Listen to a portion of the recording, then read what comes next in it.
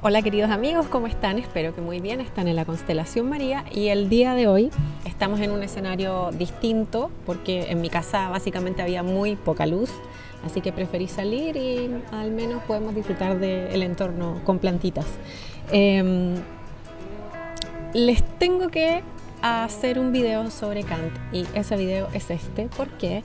Porque el video que yo realmente quería hacer era un video sobre Hegel y la ciencia de la lógica. Sin embargo, volviendo a estudiar el texto, me di cuenta de que necesitábamos primero entender algunas cositas básicas, muy a grosso modo, del pensamiento de Kant para poder pasar posteriormente a Hegel en otro video que va a venir próximamente. Entonces, el día de hoy vamos a ver el giro copernicano en Kant y qué pasó con la metafísica. Lo primero que les voy a contar es que Kant estaba absolutamente equivocado. Pero estaba absolutamente equivocado, ¿por qué? Porque en la crítica de la razón pura, en los dos prólogos que escribe, uno para la primera edición y el otro para la segunda edición, él expresa que cree que su pensamiento va a ser totalmente impopular. Y cuando entendamos de qué se trata el giro copernicano, la verdad es que no nos va a sorprender mucho porque ya en esta época la idea que Kant presenta en la crítica de la razón pura es una idea absolutamente popular y de sentido común. En la época en la que Kant empieza a elaborar la crítica de la razón pura, hay algo que a él lo preocupa bastante, que es la falta de desarrollo, de avance en el conocimiento filosófico en comparación a otras ciencias como por ejemplo la física y la matemática. Y así, una de sus principales preguntas es ¿qué es lo que podemos conocer y qué no podemos conocer? Y cómo conocemos, cómo el ser humano conoce las cosas que están en la realidad, los objetos. Hasta esa época, y esto es el giro copernicano, hasta esa época se pensaba que nosotros conocemos los objetos de la realidad porque de alguna manera esos objetos, tal como eran, se metían en nuestra mente. Una idea un poco extraña. O que los objetos, por ejemplo, emanaban alguna especie de imagen que se proyectaba dentro de nuestro cerebro y así podíamos conocer los objetos. Entonces Kant, cuando empieza a pensar cómo conocemos realmente, se da cuenta de que lo que va a presentar en la crítica de la razón pura va a revolucionar desde ahí y para siempre el pensamiento humano y sobre todo la filosofía. Yo sabía que esto iba a tener problemas técnicos de sonido, pero bueno. Entonces, el giro copernicano consiste en que Kant se da...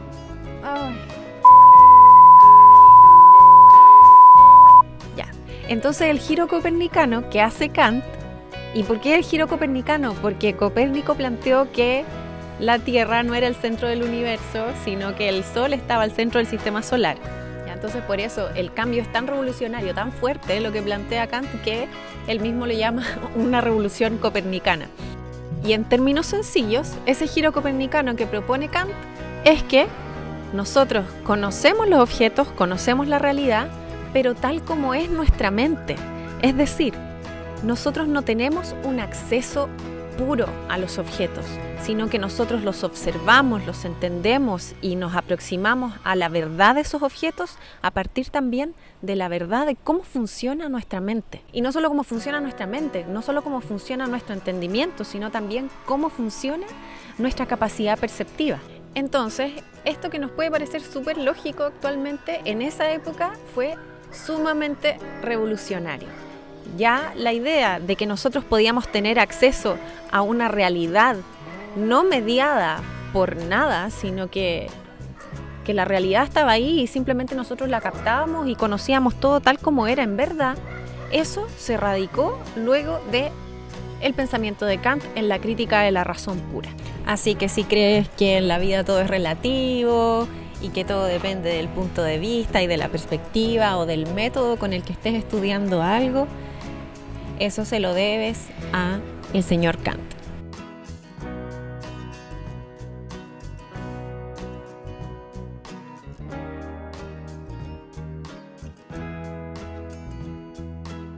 Entonces, si el conocimiento de la realidad solo era posible a partir primero de algo que se nos da a nuestros sentidos y que posteriormente pasa a el entendimiento y forma un concepto que tiene un correlato en la realidad. Por ejemplo, yo ahora estoy viendo un resbalín.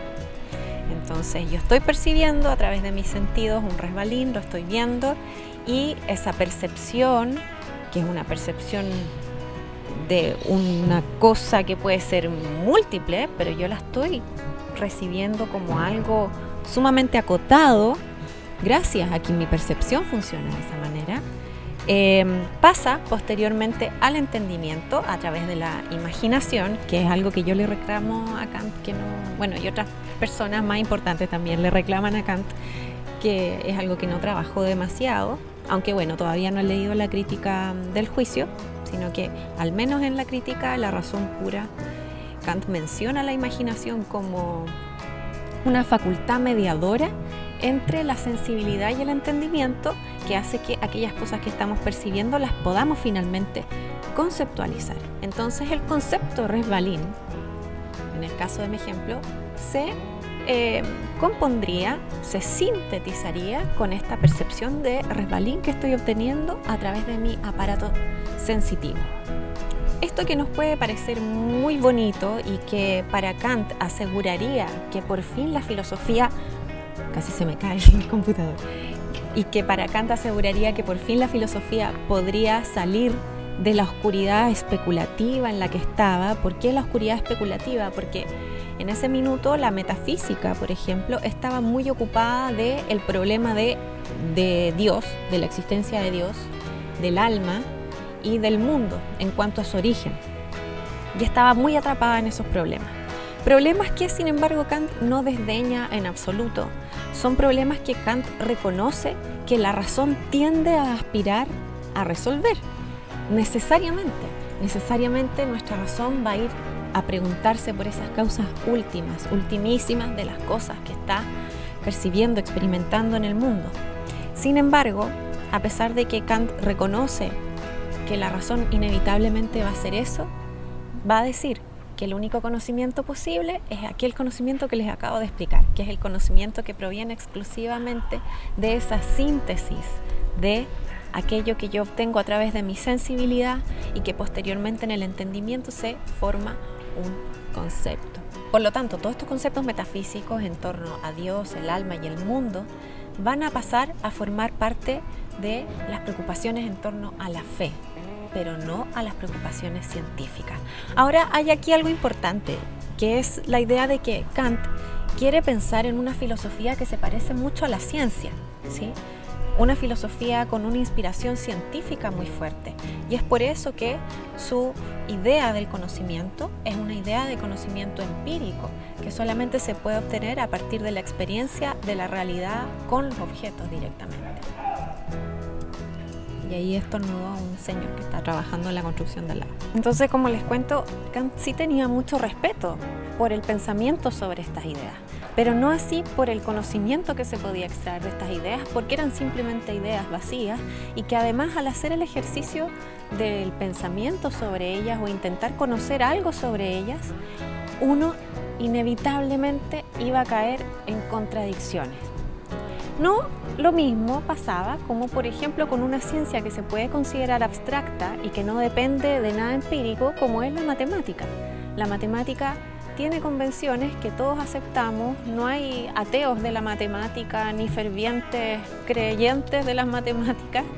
Sí contiene principios que, si bien no están basados en la experiencia, en algo que obtengamos a través de la sensibilidad, la matemática no incurre en contradicciones, como si, por ejemplo, la pregunta acerca de si Dios existe o no existe.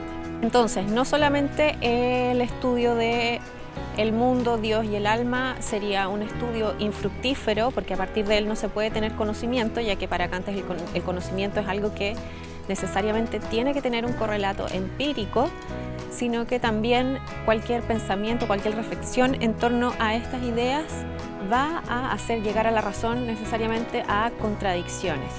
Y para Kant, a diferencia de Hegel, las contradicciones son indicios de que no es posible obtener un conocimiento verdadero respecto de eso que se está pensando en contradicción. Entonces, en el video de Hegel posteriormente les voy a explicar qué es lo que hace Hegel justamente con estas contradicciones, que él particularmente las encuentra muy nutricias para el desarrollo de su pensamiento.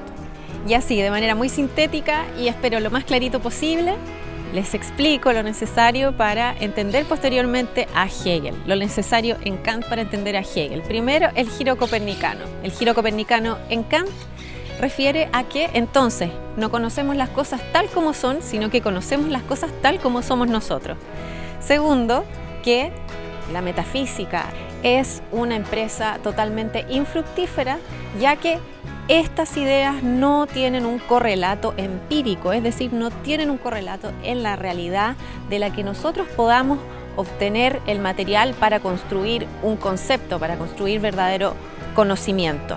Y en tercer lugar, y recuerden que Kant no es un pesado, Kant reconoce que la razón va a tender a esto y que este pensamiento lo podemos pensar en torno a Dios, el mundo y el alma, pero solo vamos a poder pensar en torno a eso, no vamos a poder conocer ninguna verdad respecto a eso. Y si intentamos llegar a alguna verdad respecto a eso, vamos a llegar necesariamente a contradicciones, es decir, podemos fundamentar tanto que Dios existe como que Dios no existe, tanto que el mundo tuvo un origen como que nunca tuvo un origen, tanto como que el alma existe y como que no.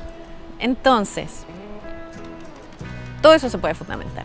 Y así, esas mismas contradicciones van a ser un lugar sumamente fundamental desde donde Hegel va a empezar a construir su filosofía. Así que, bueno, eso lo veremos en un video que vendrá a continuación, aunque no sé si va a ser el próximo video, pero vendrá más adelante. Si te gustó esta explicación, suscríbete. Si te gustan estos temas, toca la campanita para que te avise cuando va a haber un nuevo video. Dale like y nos vemos en otra ocasión. Que estén muy bien.